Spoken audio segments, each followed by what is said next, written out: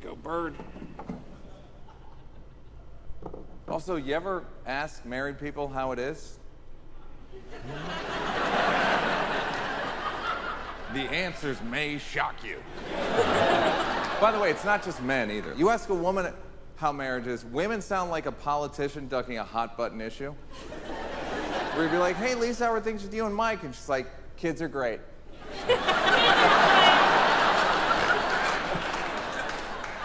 And you ask guys how the marriage is, guys sound like they're reading a hostage letter. You're like, hey, Mike, how are things with you and Lisa? And he's like, hello. I am happy. Do not worry about me. Worry about yourself and your heathen lifestyle. She has taught me so much and made me a better man. And then she's in the corner like ISIS, like, tell him about the duvet cover.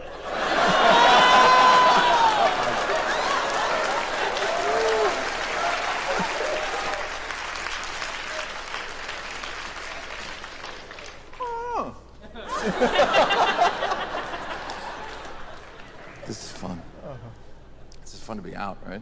Like, you know what one of the upsides of COVID might be, I hope, is empathy for mental health stuff, right? Because everybody was isolated, and human beings don't do well with isolation.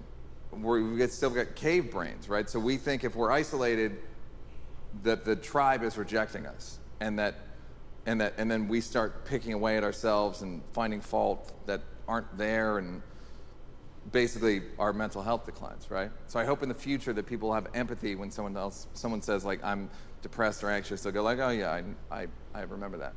Because for a lot of us, we felt isolated our whole lives. And the other thing I'll say, one of the things I didn't mind about COVID was that we could all just chill a little bit with work. Like we could put the sword down a little bit. If you achieve something during COVID, cool. If not, also cool. Like the only people who accomplished anything during COVID to me were Bo Burnham,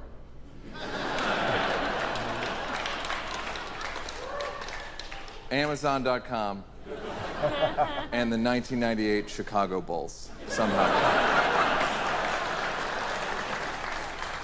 They like won again, right? But it was nice to chill out a little bit, but then as soon as the world opened up, I was back comparing myself to other comedians and seeing who was doing whose podcast and who did what venue and how many tickets they sold. And am I too old to be on TikTok? Can a person do lip sync videos and be on cholesterol medication?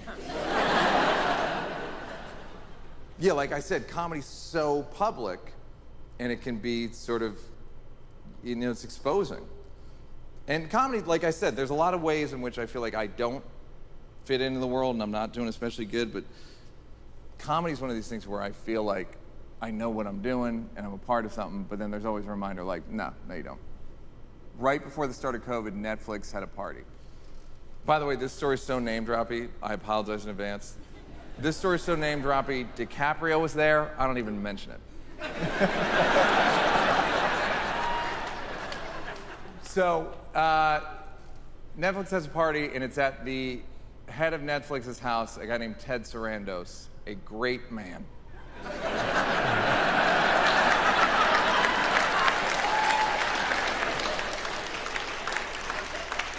A great man.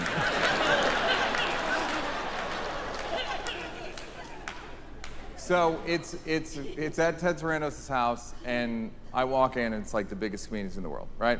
I look over, it's like Burr, Aziz, Mulaney, Ali Wong, Sarah Silverman, Wanda Sykes, Trevor Noah, Borat. And you're like, pretty good, pretty big, Neil. All right.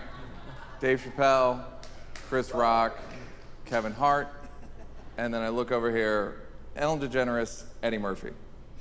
It's like, God damn, I've never seen all these people together ever, right? And I remember thinking like, buddy, I don't know what you did to get invited to this party, but it must have been pretty good, and I'm proud of you, right? And I'm just looking around at all these like heroes of mine, right? all icons. And Ted Sarandos, who is a great man, gives a toast, and he goes, "It's such a thrill for me to be in the same room with all of my comedy heroes." And Chris Rock yells out, "And Neil Brennan."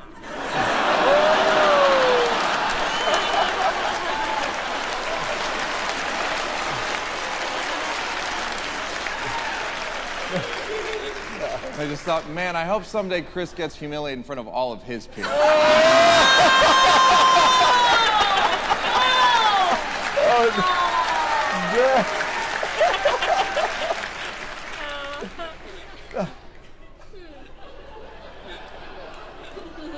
A great joke, by the way. Like, the right joke to make. I just wish I could have been somebody else so I could have enjoyed it more. You know what I mean? Where I was like, oh, fuck, I am Neil Brennan. Shit. And you know in a movie when someone gets embarrassed and they cut to like slow-mo shots like, ha, ha, ha. My slow-mo shots were like Ellen going like, ah. And Borat was like, my wife.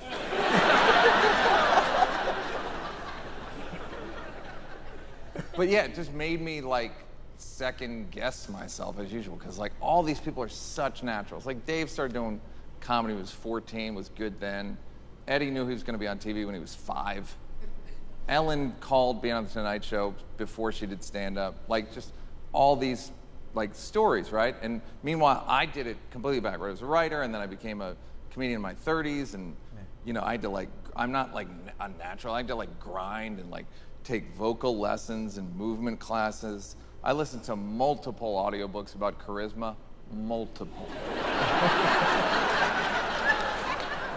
I act like this is all past tense. I'm doing it now. See this thing? You know, you're like, that's not a watch. You're right, it's not a watch. It's called a Pavlok. This thing gives me a small electric shock every 3 minutes on stage to remind me to smile more. Been happening the entire show.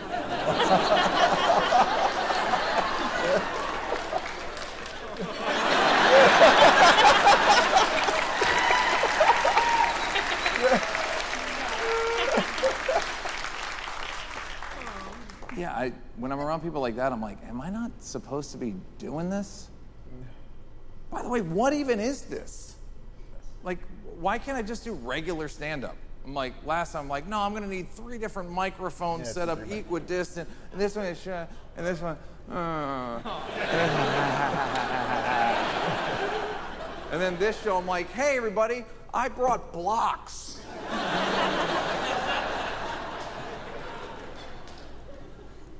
Spent the last 15 years of my life being a comedian. And every comedian I met was like, you seem like more of a writer. Which is comedians' way of saying, give me your jokes. And before that, I was a writer, and every writer I met was like, you seem like more of a comedian. Which is writers' way of saying, you're annoying.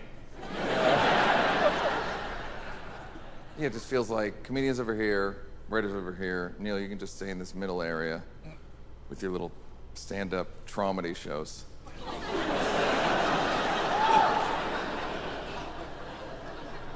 Did I mention I paid her for this? Individually, these things are all manageable, you know? But it's in totality, that's the hard part. That's where the depression comes. And I've tried so much stuff, like so much. Therapy, medication, ketamine. I tried transcranial magnetic stimulation. Oh, okay. That was good, but it kind of wore off. So then I went to China to get a stronger version of TMS, which isn't legal in the States. It may not even be legal in China, for all I know. And then I did 5-MeO DMT, like Bufo Alvarius. It's like the nuclear bomb of psychedelics. And I think I went too far with that one. Like, I think I hurt myself a little bit. Yeah, but I guess it makes sense. Like, if you're looking for a magic bullet, occasionally you're gonna get shot. But I just kept thinking, like, dude, how did you turn self-help into self-harm? I've been saying all night that something's wrong with me. And something is wrong with me. I won't show myself any kindness. I won't give myself any grace.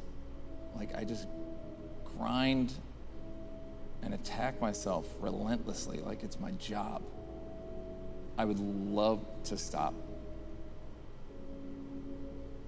I like to believe that my ways of being, like my thoughts, my habits, my emotions, my beliefs, I like to believe that they're not defects. I like to believe that they're the alchemy of a personality, my spirit. It's gotta be enough. Please let that be enough.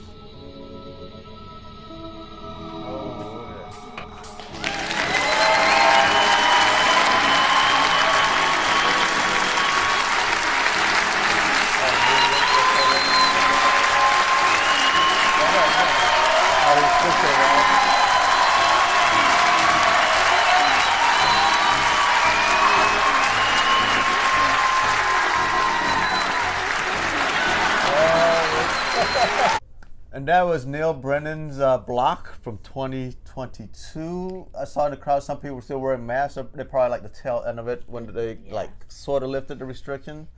Yeah, so going back, he did mention the 3 mics, so I forgot what the third one was, but it's more on a serious note because it had the one-liner and he had the stand-up comedy and then he had a serious note, basically, like the depression that he was going through. So I believe he spoke about, it's been years since I've seen it, you know.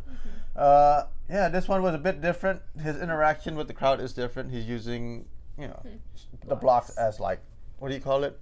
Samples or, I forgot the word for it. Basically like his life or like things he deals with. Yeah, basically, yeah, so had a friend put the artwork together. That he paid for. Yeah, or ex-friend. Yeah, that was very interesting, the blocks. I really liked the blocks. That was my favorite part. I like how he picked them up. You could tell he was like he had his emotions in the blocks. Yeah. I did not expect the reveal of it being his head at the end. Yeah. Because I thought the whole time, because I was paying a lot of attention to the blocks and him messing around with the blocks, I thought he was just playing. Yeah. But he was strategizing that whole time, and like that got me. I love that. I love that art. The art, yeah. I'm sure they rehearsed it. Oh yeah, many times. So just moving around, but it seemed like he's fiddling like just. We didn't know the intention. I didn't know it at all. That got me. Yeah, I didn't know that. I loved it. Yeah, and it went dark at the end there. It did. He showed footage. That's like real footage of him. Yes. Yeah, so. I liked it. He's a good writer. He has jokes. Is he a better writer or a better comedian? In the middle. He's in the middle? No, I really laughed. Yeah, his jokes. What's the other one? Jedediah? Jedediah. I did not know he gave us a little insight of his background too, like his family of 10. Yeah, it's a lot of kids. Yeah. Being forgotten. Yeah, especially with the sandwich story, the rules in the sandwich story. Yeah. Oh, I mean, I enjoyed it. You know, it's different. It's different. It's different. It's like more slow paced. Like I mentioned at the beginning, we do all types of comedy, raunchy, slow, but it's more of a slow pace, build up, and all that stuff. So, you know, we didn't know that shadow of his face was gonna pop up, but that was pretty cool. Yeah. I enjoyed this special. Yeah. So I mean, so this is from 2022. I know he did a recent one. We'll probably get into it as well. Yeah. Yeah, so we're good? Yeah, so that was Neil Brennan's blocks from 2022. If you do like our reaction, please like, comment, subscribe. So hit the notification bell, and we'll catch you in the next one. Bye. Choo-hoo.